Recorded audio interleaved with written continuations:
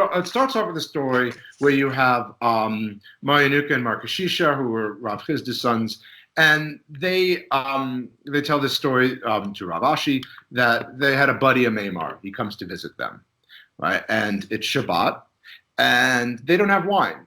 And it doesn't tell us why they don't have wine, but they live in Babylonia. They didn't have any wine. They had beer, and they didn't think anything of it. Their friend was visiting. They were excited to have their friend. They thought it was totally fine, so they didn't prep ahead of time for him. They bring him beer. It's time to have Havdallah, but he wouldn't do it. And this has been part of a discussion of can you eat if this hasn't happened? Like, can you eat before this? So what's going to happen? So he ends up going to bed hungry. And by the way, and clearly Amemar is working off of the entire rabbinic precedence, which is it's only over wine. Yeah. It didn't even enter in his mind that you could do anything other than wine. Well, it's a perfect example of, for Amemar, you're right, it didn't occur to him that you would use anything other than wine. Yeah. And for Rav Chisda's sons, it didn't occur to them that you would need wine.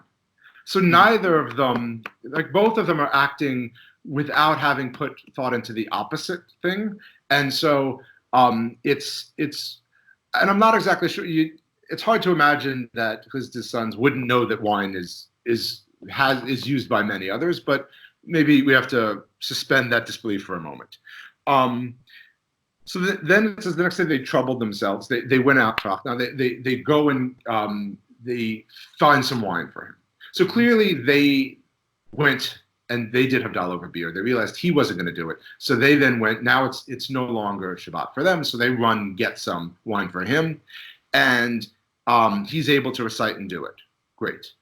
Skip ahead now. So the following year, he comes to visit them again. And clearly he's forgotten about this, right? Because he doesn't say, hey guys, I'm coming again. Is it okay if I bring some wine? Or could you maybe, stop by the store and grab some wine for me? He doesn't say anything. So then they bring him beer. And so he says, oh, if so, beer is the wine of this region, which is a great saying there. And he says, oh, beer is the wine of this region. And so then he recites Havdallah over it. So for him, the second time he sees it, he says, oh, this must be the wine of the region. So if you just had that story, this is one of those interesting things. If you just had that story, you would think, oh, if beer is the wine of the region, you use the wine of the region.